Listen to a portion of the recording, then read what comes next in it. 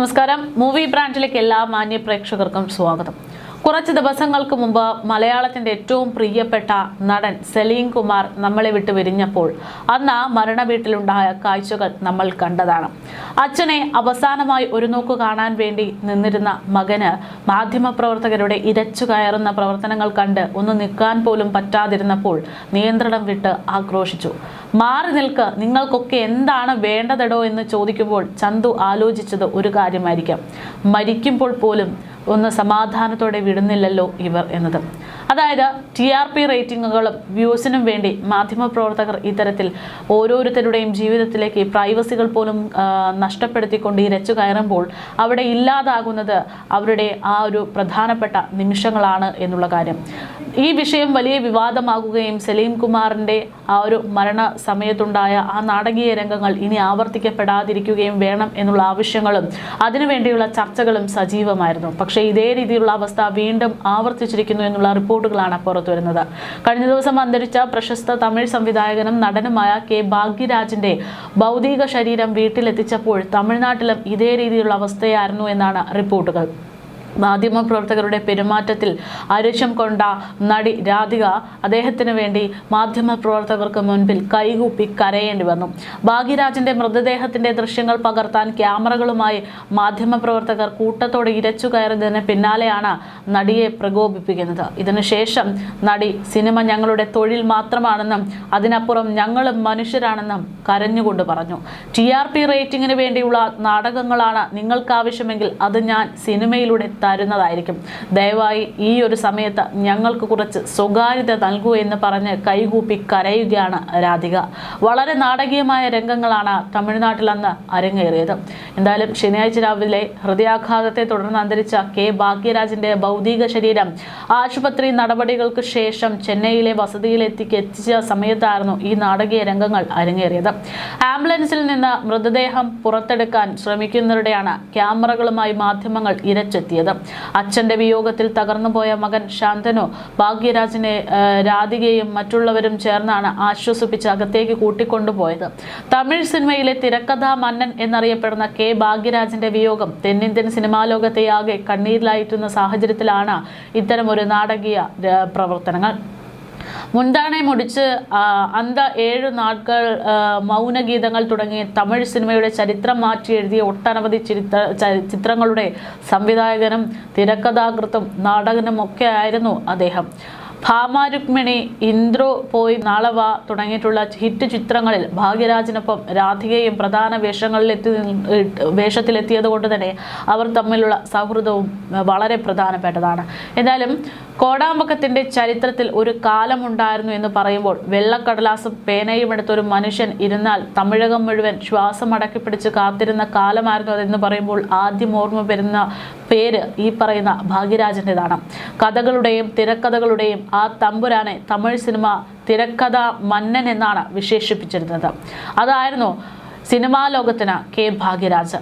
K ഭാഗ്യരാജ ഈ ലോകത്ത് നിന്ന് വിട പറയുമ്പോൾ കേരളത്തിനും വളരെയധികം വേദനയാണ്. കാരണം മലയാളികളോടും ഏറെ അടുത്തു നിന്നിരുന്ന ഒരു ആളായിരുന്നു അദ്ദേഹം.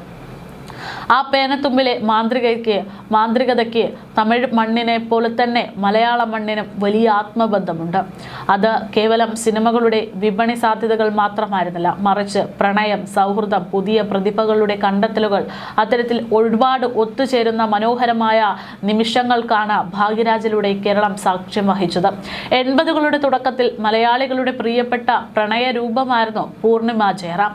മഞ്ഞിൽ വിരിഞ്ഞ പൂക്കൾ എന്ന ചിത്രത്തിലെ രാധികയായി വന്ന മലയാളികളുടെ മനസ്സിൽ പെയ്തിറങ്ങിയ പെൺകുട്ടിയായിരുന്നു അവരാണ് ഇപ്പോൾ ഇദ്ദേഹത്തിൻ്റെ ഭാര്യ.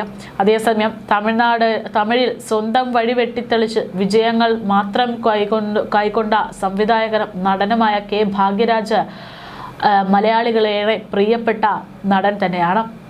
തൻ്റെ പുതിയ ചിത്രമായ ഡാർലിംഗ് ഡാർലിംഗ് ഡാർലിംഗ് എന്ന് പറയുന്ന ചിത്രം 1982 അന്ന് സിനിമയിലേക്ക് ഒരു നായികയെ തിരയുന്നതിനിടയിലാണ് ഭാഗ്യരാജ് പൂർണിമയെ ആദ്യമായി കാണുന്നത്.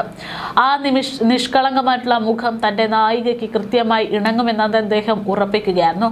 അങ്ങനെ പൂർണിമ മദ്രാസിലെ കോടാമ്പത്തെ സെറ്റിലേക്ക് എത്തുന്നു.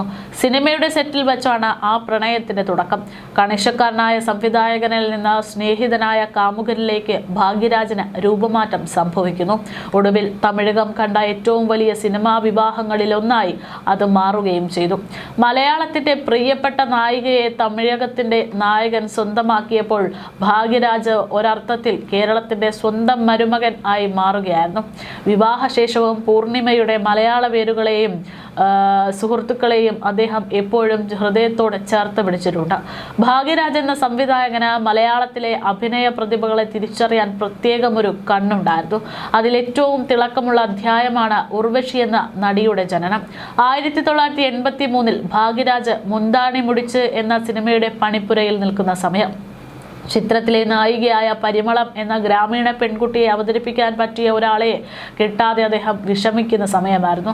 ഒടുവിലാണ് മലയാളത്തിൽ നിന്ന് വെറും 16 വയസ്സ് മാത്രം പ്രായമുള്ള ഒരു കവിത എന്ന പെൺകുട്ടിയെ അദ്ദേഹത്തിൻ്റെ മുൻപിലേക്ക് എത്തിക്കുന്നത്.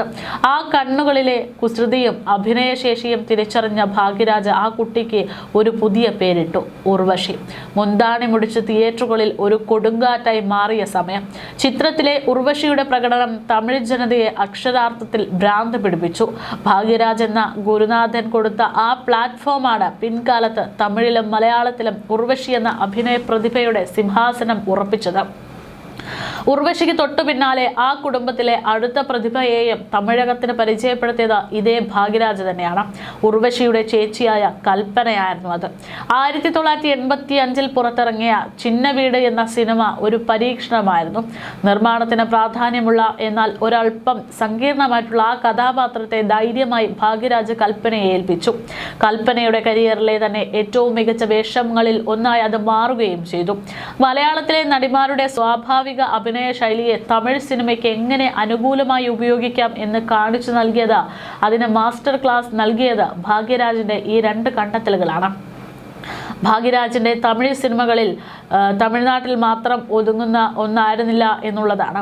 അദ്ദേഹത്തിന്റെ 7 നാട്കൾ പോലെയുള്ള ചിത്രങ്ങൾ കേരളത്തിലെ തിയേറ്ററുകളിൽ മാസങ്ങളോളമാണ് ഓടിയത്. വലിയ ആക്ഷൻ രംഗങ്ങളോ ആർഭാടങ്ങളോ ഇല്ലാതെ വെറും സാധാരണക്കാരുടെ ജീവിതവും പ്രണയവും നർമ്മവും മാത്രം വെച്ച് അദ്ദേഹം എഴുതിയ തിരക്കഥകൾക്ക് മലയാളി പ്രേക്ഷകർക്കിടയിൽ വലിയ സ്വീകാര്യതകളാണ് ലഭിച്ചുകൊണ്ടിരുന്നത്. പിൻകാലത്ത് ദിലീപ് നായകനായ മിസ്റ്റർ മരുമകൻ എന്ന ചിത്രത്തിലൂടെ അദ്ദേഹം നേരിട്ട് മലയാള സിനിമയുടെ ഭാഗമായപ്പോഴും പ്രേക്ഷകർ ആ പഴയ തിരക്കഥാ മന്നനെ വലിയ കയ്യടികളോടെ സ്വീകരിച്ചു. തമിഴ് ചുവയുള്ള മലയാളം സംസാരിക്കുന്ന അദ്ദേഹത്തിന്റെ വക്കീൽ കഥാപാത്രം തിയേറ്ററുകളിൽ വലിയ ചിരിയുണർത്തി.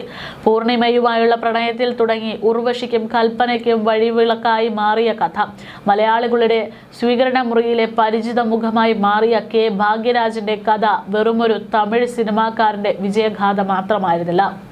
അത് അതിരുകളില്ലാത്ത കലയുടെയും കേരളം ആ മനുഷ്യന് നൽകിയ സ്നേഹത്തിന്റെയും സുന്ദരമായ ഒരു ദാമ്പത്യത്തിന്റെയും ഒക്കെ നേർചിത്രം കൂടെയായിരുന്നു.